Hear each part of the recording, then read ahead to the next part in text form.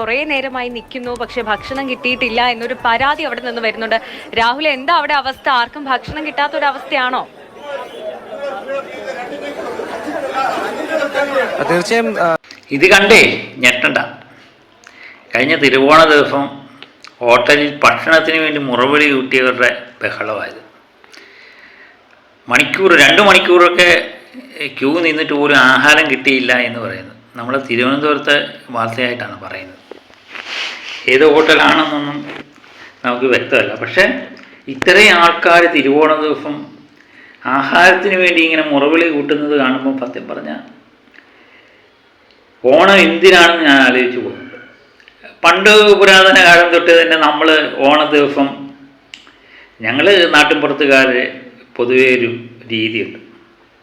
ഏത് വിശേഷ ദിവസങ്ങളും പണ്ട് അമ്മ തന്നെ പറയുന്നൊരു സാധനമുണ്ട്. ഏതെങ്കിലും വിശേഷ ദിവസം, ഒരു കല്യാണം വിളിച്ചാലും എന്ത് വിശേഷ ദിവസങ്ങളുണ്ടായാലും വീട്ടിൽ ഇച്ചിരി അരിയിട്ട് വെക്കണം. അരിയിട്ട് വെച്ചതിന് ശേഷം മാത്രമേ കല്യാണത്തിന് പോകാൻ പറ്റത്തുള്ളൂ. പലപ്പോഴും നമുക്കത് ഉപകാരമായിട്ടുണ്ട്. ചിലപ്പം പണ്ടൊക്കെയാണെങ്കിൽ കല്യാണത്തിന് പോകുമ്പം മിക്കവാറും കിട്ടാതെ വരുന്നൊരു കേസുണ്ട്. അപ്പം നമുക്ക് പേടിക്കാനില്ല. വീട്ടിൽ വന്നതിന് ശേഷം നമ്മൾ ചമ്മന്തിയൊക്കെ അടിച്ച് അടിപൊളിയായിട്ട് ചോറും, അതിൻ്റെ രുചിയൊന്നും വേറെ തന്നെയാണ്. ഇപ്പം എനിക്ക് തോന്നുന്നു, എന്നാലും വിശേഷ ദിവസങ്ങളിൽ നമ്മൾ ഇച്ചിരി അരിയിട്ട് വെക്കും. അതൊരു സർവ്വസാധാരണ ഒരു കാഴ്ചയാണ്. നാട്ടിൻപുറങ്ങളിൽ, ഈ പ്രദേശങ്ങളിലൊന്നും എനിക്കറിയില്ല. പക്ഷേ പട്ടണത്തിലെ രീതിയായിരിക്കും ഇത്. ഓണത്തിന് ഹോട്ടലിൽ നിന്ന് ആഹാരം മേടിച്ച് കഴിക്കുക എന്നുള്ളത് ഇത് എന്തുമാത്രം പ്രാവർത്തികമാകും എനിക്കത് സത്യം പറഞ്ഞാൽ, ഞാൻ പറഞ്ഞില്ലേ, ഈ വാർത്ത കണ്ടു കഴിഞ്ഞപ്പോൾ ഞാൻ ഞെട്ടിപ്പോയി. 2-3 ദിവസം മുമ്പ് വന്ന വാർത്തയാണ്. ഞാൻ സത്യം പറഞ്ഞാൽ എനിക്ക് അതിശയമായിരുന്നു. കാരണം ഇങ്ങനെ ഒരു വാർത്ത നമുക്ക് കാണേണ്ടി വന്നല്ലോ എന്നുള്ളൊരു വിഷമമുണ്ടായിരുന്നു. പ്രത്യേകിച്ച് ഓണനാളിൽ ആഹാരത്തിന് വേണ്ടി ആൾക്കാർ തള്ളുക എന്നുള്ളത്, അതും 2 മണിക്കൂറൊക്കെ നിന്നതിന് ശേഷം കാശ് കൊടുത്ത് നമ്മൾ ആഹാരം മേടിക്കാൻ വേണ്ടി 2 മണിക്കൂറൊക്കെ നിൽക്കുക എന്ന് പറഞ്ഞാൽ ഇച്ചിരി കഷ്ടം തന്നെ. ഈ വാർത്ത, അതിൻ്റെ വ്യക്തമായ ആ വാർത്തയെന്ന് കേൾക്കാം, കാണാം. അതിനുശേഷം നമുക്കതിൻ്റെ കാര്യങ്ങൾ പറയാം. കുറേ നേരമായി നിൽക്കുന്നു, പക്ഷെ ഭക്ഷണം കിട്ടിയിട്ടില്ല എന്നൊരു പരാതി അവിടെ നിന്ന് വരുന്നുണ്ട്. രാഹുൽ, എന്താ അവിടെ അവസ്ഥ? ആർക്കും ഭക്ഷണം കിട്ടാത്തൊരവസ്ഥയാണോ? തീർച്ചയായും അല്പസമയം മുൻപാണ് നമ്മോട് പറഞ്ഞത് 1 മണിക്കൂറിലധികം വൈകുന്നു എന്ന് പറഞ്ഞത് ഇത്തരത്തിൽ സദ്യ ലഭിക്കാനായി. അപ്പോൾ അത്തരത്തിൽ കാത്തുനിന്ന് ആളുകൾ മടുത്തിരിക്കുകയാണ്. അങ്ങനെ അവർ ക്രമം തിരിച്ച് നൽകുന്നു, അല്ലെങ്കിൽ ഇത് പാക്ക് ചെയ്യാനുള്ള ജീവനക്കാർ, അവർ എണ്ണം പര്യാപ്തമല്ല. കാരണം ഇത്ര കാത്തു നിൽക്കാൻ ബുദ്ധിമുട്ടുണ്ട് എന്ന് തന്നെയാണ് അവർ പറയുന്നത്. അവർക്ക് പലരും പണം തിരികെ വേണമെന്നാണ് പറയുന്നത്. അതിൻ്റെ ഒരു തർക്കമാണ് നടക്കുന്നത്. മാനേജരെ വിളിക്കാൻ പറയുന്നുണ്ട്. എന്നാൽ ജീവനക്കാരോട് മാത്രമാണ് നിലവിൽ സംസാരിക്കുന്നത്. അവർക്ക് ഇതിൽ മറുപടി പറയാനുള്ള പരിമിതിയുണ്ട്. ഞാൻ 3 ദിവസത്തേക്ക് മുമ്പേ ടോക്കൺ എടുത്ത് വെച്ചിരിക്കുകയാണ്. അപ്പോൾ എനിക്കും അവിടെ പോയി നിൽക്കേണ്ട ഒരു അവസ്ഥയാണ്. നമ്മൾ കാശും കൊടുത്തിട്ട് ഇങ്ങനെ കാണിക്കേണ്ട ഒരു കാര്യമുണ്ട്. 236 എന്ന് പറയുമ്പോൾ പോലും കൊടുത്തിട്ട്, അതല്ല 3 ദിവസത്തേക്ക് മുമ്പത്തെയാണ്. എന്നിട്ട് ആ ക്യൂവിൽ നിൽക്കേണ്ട അവസ്ഥയാണ് നമ്മളുള്ളത്. ഈ കാശും കൊടുത്തിട്ട് ഇവർ പറ്റൂല്ലെങ്കിൽ ആ കാശ് വന്ന് നമ്മൾ തിരിച്ചു വെക്കുകയുള്ളൂ. വേറെ കുഴപ്പമൊന്നുമില്ല. ഞാൻ 2 മണിക്കൂറായി ഇവിടെ വന്നിട്ട്, ക്യൂവിൽ വെയിൽ തീർന്നിട്ടാണ് ഞാൻ വന്ന് ഇവിടെ വന്നിരിക്കുന്നത്. അതായത് 236 ആൾക്ക് പോലും കൊടുത്ത് തീർന്നിട്ടില്ല. ആ അവസ്ഥയാണ് ഇപ്പൊ നമുക്ക്. ഇപ്പൊ കാശും കൊടുത്തിട്ട് ഇവിടെ എന്തോ എന്റെ പേരെന്തോ 5ന്റെ പാക്കറ്റ് മാത്രമേ 2ന്റെ കൊടുക്കുന്നില്ല. ഇവന്മാര് പൈസ ഇവരുടെ മണി പാക്കറ്റ് എന്ന് പറയുമ്പോൾ 5ന്റെ പാക്കറ്റ് 5 സാപ്പാട് ഒന്നിച്ച് വെച്ചിരിക്കുകയാണ്. എല്ലാവരും ഇവിടെ കേരളത്തിൽ ജനസംഖ്യ കുറവില്ല. ഒരു നാട്ടിലെ മക്കളാണ്. 2-4 ഉള്ളൂ പാക്കറ്റ്. ഇതാ 2-4 ഇത്രയേ ഉള്ളൂ. എത്ര ഊണ് ബുക്ക് ചെയ്തു? ഞാൻ പിന്നെ 4 ഊണ് ബുക്ക് ചെയ്തു. നമ്പർ പോയിട്ട് കാര്യമില്ലല്ലോ.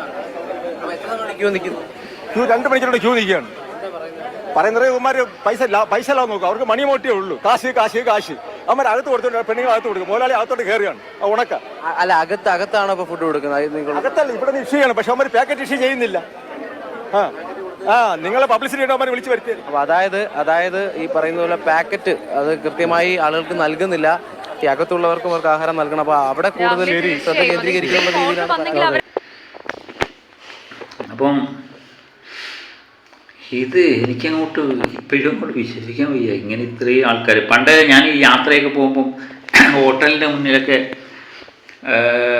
സദ്യ, ഓണത്തിന് സദ്യയുടെ ഓർഡർ ക്ഷണിക്കുന്നു എന്ന് പറഞ്ഞുകൊണ്ട് ബോർഡൊക്കെ വെക്കുമ്പോൾ ഞാൻ പലപ്പോഴും ആലോചിച്ചിട്ടുണ്ട്, അല്ല ഓണ ദിവസം ആരെങ്കിലും പോയി ഹോട്ടലിൽ നിന്ന് പോയി ആഹാരം മേടിക്കുമോ അല്ലെങ്കിൽ കഴിക്കുമോ എന്നൊക്കെ ചിന്തിച്ചിട്ടുണ്ട്. പക്ഷേ എൻ്റെ ചിന്ത തെറ്റാണെന്നുള്ളതാണ് ഈ വാർത്ത എനിക്ക് കാണിച്ചു തരുന്നത്. ഞാൻ ചിന്തിക്കുന്നതിനും അപ്പുറമാണ്. ലോകം അതിനു മുമ്പേ സഞ്ചരിച്ചു തുടങ്ങിയിരിക്കുന്നു എന്നുള്ളതാണ്. നമ്മുടെ ചിന്താഗതികൾ പലതും തെറ്റാണ് എന്നുള്ളതാണ് ഈ വാർത്ത എനിക്ക് കാണിച്ചു തരുന്നത്. പലപ്പോഴും ഞാൻ ആലോചിക്കുന്നുണ്ട്, ഈ ഓണം ആകുമ്പോഴത്തേന് നമ്മുടെ വീട്ടിലൊക്കെ ഭയങ്കര വെപ്രാളമാണ്, നമ്മുടെ ഭാര്യയ്ക്കൊക്കെ ഭയങ്കര വെപ്രാളമാണ്. കാരണം ഓണം വരുന്നു, ഒരാഴ്ച മുമ്പ് പുരയിടം മൊത്തം തൂത്ത് വൃത്തിയാക്കുന്നു, ചപ്പെല്ലാം വെട്ടിക്കളയുന്നു, ഇച്ചിരി പോലും കരിയിൽ അവിടെ ഒന്നും കിടക്കാൻ പാടില്ല. അതുപോലെ അലമാരിക്കകത്ത് ഇരിക്കുന്ന തുണി വരെ എടുത്ത് പുറത്തിട്ട് കഴുകി പെരയെല്ലാം വൃത്തിയാക്കുന്നു. ജനല്, അലമാര എന്ന് വേണ്ട എല്ലാ സാധനങ്ങളും തൂത്ത് തുടച്ച് വൃത്തിയാക്കും. നമ്മുടെ വീടിൻ്റെ എല്ലാ ഭാഗങ്ങളും തുടച്ച് വൃത്തിയാക്കും എന്നുള്ളതാണ്. അതിനുശേഷം അലമാരിക്കകത്തിരിക്കുന്ന പാത്രങ്ങളും എല്ലാ പാത്രങ്ങൾ ഉൾപ്പെടെയുള്ള എല്ലാം കഴുകി വെക്കുക, ഉണക്കി വെക്കുക. ഇതൊക്കെ എപ്പോഴും ജോലിയാണ്. ജോലിയെല്ലാം ചെയ്തതിന് ശേഷം രാവിലെ, തിരുവോണ ദിവസം രാവിലെ എണ്ണിച്ച് കുളിച്ചിട്ട് അത്തപ്പ് ഇട്ട് വിളക്കുമൊക്കെ കത്തിച്ചതിന് ശേഷം അരിയിടൽ ചടങ്ങുണ്ട്. വെള്ളം തിളപ്പിച്ച്, അടുപ്പ് കത്തിച്ച് വെള്ളം തിളപ്പിച്ച് അരിയിടും. അരിയിട്ട് കഴിഞ്ഞപ്പം പിന്നെ അങ്ങ് ജോലിയാണ്. പിന്നെ പരമാവധി എന്തുമാത്രം ഭക്ഷണങ്ങളുണ്ട് ഈ കൂട്ടാൻ ഉണ്ടാക്കണം എന്നുള്ള ഒരു മത്സരം തന്നെ പിന്നെ നടക്കുന്നത്. പരമാവധി ഉണ്ടാക്കും. ഒരു നേരത്തെ, ഞാൻ എപ്പോഴും ചോദിക്കും, ഈ ഒരു നേരത്തെ ആഹാരം കഴിക്കാൻ വേണ്ടി എന്തിനു നീ ഇത്രയും പാടുപെട്ടി? അത് അങ്ങനെയാണ്, എത്ര പറഞ്ഞാലും കേൾക്കില്ല. അത് അങ്ങനെയാണെന്നുള്ള ചിന്താഗതിക്കാരാണ്. പിന്നെ ഞങ്ങൾ 3 പേരും, മോനും ഞാനും അവളും കൂടെ ഒന്നിച്ചിരുന്ന് ഭക്ഷണം കഴിക്കും. പക്ഷെ തിരുവോണ ദിവസം മാത്രമേ ഉള്ളൂ ഇങ്ങനെ ഒന്നിച്ചിരുന്ന് ഭക്ഷണം കഴിക്കാൻ പലപ്പോഴും കഴിയാറുള്ളത്. മറ്റേതൊന്നും കഴിയാറേയില്ല. കാരണം പലപ്പോഴും പലരും പലരുടെ സമയത്തായിരിക്കും. എൻ്റെ ആഹാരം കഴിപ്പൊക്കെ 4-5 മണിക്കൊക്കെ ആയിരിക്കും മിക്കവാറും ഉച്ചക്കലത്തെ കഴിപ്പ് തന്നെ നടക്കുന്നത്. അപ്പം അങ്ങനെ വരുമ്പോൾ ഒരു സന്തോഷമാണ്. എല്ലാവരും 3 പേരും കൂടെ ഒന്നിച്ചിരുന്ന് ആഹാരം കഴിച്ചിട്ട് പിന്നെ ബന്ധുമിത്രാദികളുടെ വീടുകളിൽ പോകുന്നു, അവളുടെ വീട്ടിലോട്ട് പോകുന്നു. അങ്ങനെ ഒരു രീതിയാണ് നമ്മൾ പണ്ട് തൊട്ടേ പിന്തുടരുന്നത്. അപ്പം നമ്മളുടെ ചിന്താഗതി അനുസരിച്ച് എല്ലാ വീട്ടിലും ആഹാരം വെക്കും തിരുവോണ ദിവസം എന്നുള്ളതാണ്. പക്ഷെ അതിനൊക്കെ ഒരു മാറ്റമാണ് ഞാൻ ഈ വീഡിയോ കണ്ടപ്പം തോന്നിയത്. അതെന്താണ് ഇങ്ങനെ? മനുഷ്യൻ എന്താണ് ചിന്തിച്ചു തുടങ്ങിയത്? പിന്നെ ഒരു കാര്യമുണ്ട് കേട്ടോ, സ്ത്രീകൾക്ക് മാത്രമേ ആഹാരം ഉണ്ടാക്കാൻ പാടുള്ളൂ എന്നും അലിഖിത നിയമമൊന്നുമില്ല. പുരുഷനായാലും ആഹാരം വെക്കാൻ കഴിയണം, അടുക്കളയിൽ കയറാൻ അവനും കഴിയണം എന്നുള്ള ചിന്താഗതിക്കാരനാണ് ഞാൻ. എനിക്ക് ഒരുമാതിരിപ്പെട്ട ഭക്ഷണങ്ങളൊക്കെ ഉണ്ടാക്കാൻ അറിയാം. പക്ഷേ പലപ്പോഴും നമുക്ക് നമ്മുടെ ഭാര്യ രാവിലെ തന്നെ ആഹാരം ഉണ്ടാക്കുന്നതുകൊണ്ട് നമുക്കതിനുള്ള സ്പേസ് കിട്ടാറില്ല പലപ്പോഴും. അപ്പം പക്ഷേ ഒറ്റയ്ക്കാണെങ്കിലും നമ്മളൊരു ദിവസം ഒറ്റയ്ക്കായി പോയാലും നമുക്ക് സ്വന്തമായിട്ട് ആഹാരം വെക്കാനുള്ള ഒരു കഴിവുണ്ട് എന്നുള്ളൊരു ചിന്താഗതി ഉണ്ട് എനിക്ക്. കാരണം എനിക്കത് ഉറപ്പുണ്ട്. എനിക്ക് തോന്നുന്നു ഇന്നത്തെ യുവാക്കളിൽ നമുക്കത് വളർത്തിക്കൊണ്ട് വരുന്ന ഒരു ശീലമാണ്. സ്ത്രീകൾ മാത്രമല്ല ഭക്ഷണം വെക്കുക, അമ്മയോ പെങ്ങളോ അല്ലെങ്കിൽ ഭാര്യയോ അല്ല ഭക്ഷണം വെക്കേണ്ടവൾ. അവളുടെ മാത്രം ജോലി അല്ലാതെ ആണുങ്ങൾക്കായാലും പറ്റുമെന്ന് അവരെ മനസ്സിലാക്കണം. ഈ ആൺപിള്ളേരായ പൊതുവെ അവരാരും ഭക്ഷണം ഉണ്ടാക്കണ്ട, അവർ അടുക്കളയിൽ കയറരുത് എന്ന് പറയുന്നൊരു ചിന്താഗതിയുണ്ട്. പക്ഷെ അത് ഒരു കാരണവശാലും പാടില്ല. പ്രത്യേകിച്ച് അമ്മമാരാണത്. നീ വെക്കണ്ടായി എന്ന് പറയും അല്ലേ. പക്ഷെ സ്ത്രീകളാണെങ്കിൽ നമ്മുടെ അനിയത്തിയോ പെങ്ങന്മാരോ ഒക്കെ അവരാണ് പെങ്ങന്മാരാണെങ്കിൽ അവർ നിങ്ങൾ നാളെ ഒരു വീട്ടിൽ പോകേണ്ടതാണ്, ആഹാരം ഉണ്ടാക്കി പഠിക്കണമെന്ന് പറയല്ലേ.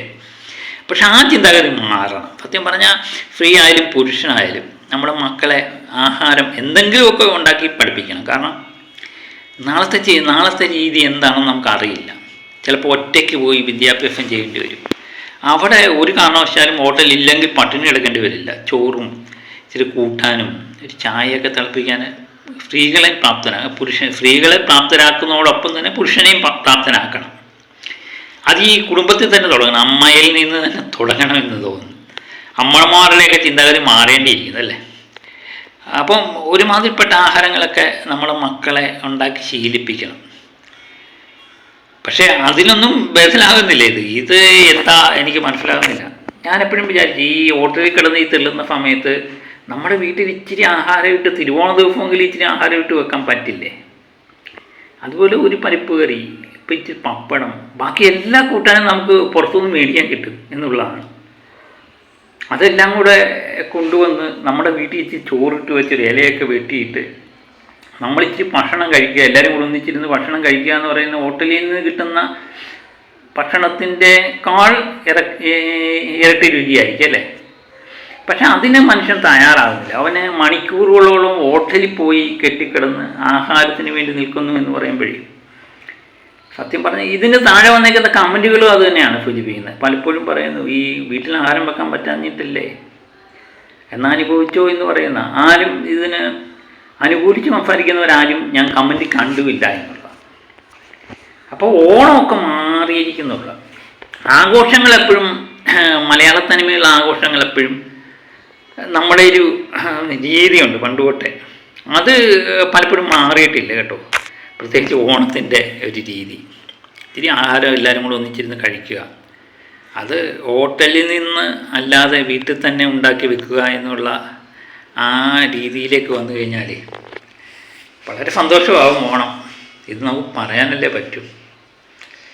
സത്യം പറഞ്ഞാൽ എന്നെ അത്ഭുതപ്പെടുത്തിയ വീഡിയോ ആയിപ്പോയി കേട്ടോ. അപ്പം എല്ലാവർക്കും ഓണം കഴിഞ്ഞിട്ടും ഇപ്പോഴാണ് എനിക്ക് ഈ വീഡിയോ ചെയ്യാൻ പറ്റിയത്. അപ്പം മറ്റൊരു വീഡിയോയുമായി വീണ്ടും എത്താം. Okay, by.